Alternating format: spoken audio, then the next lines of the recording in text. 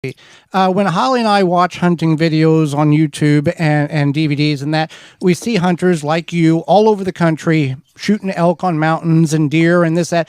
What is the protocol? How, like, behind the scenes, are you bringing that meat home? Are you just bringing the trophy home, the back wings or the antlers?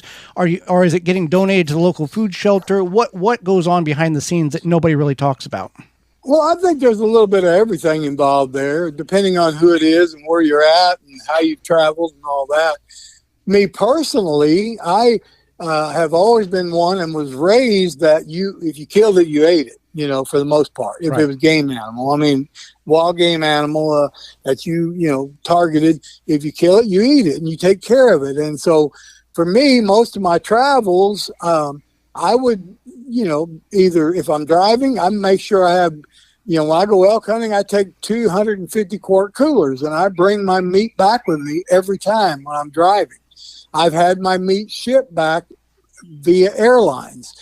So I try to personally, no matter what I shoot, sometimes I'll get it processed. If I kill a bull elk, I did last year, killed a bull elk. It got up to 90 degrees that day.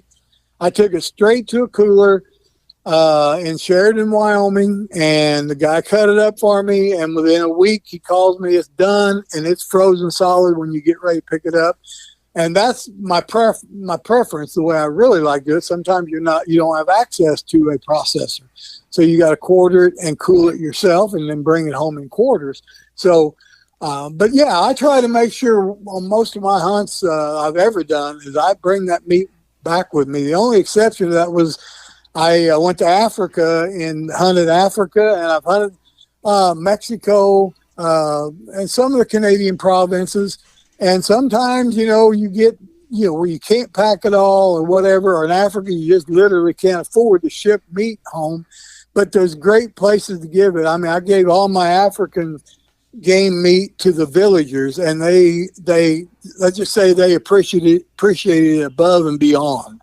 So it was a blessing.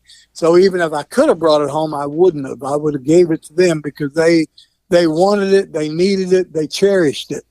And then there's been other places I've been in Mexico or even in Canadian province where, okay, hey, I know a person that wants that meat, would take that meat, would love to have that meat, and I would get that processed and give it to them rather than haul it home. And so it works out great. And at least a lot of the so-called outdoor guys that are well-known outdoor people I've hunted with, that's their MO. They make sure that meat is not wasted. Right.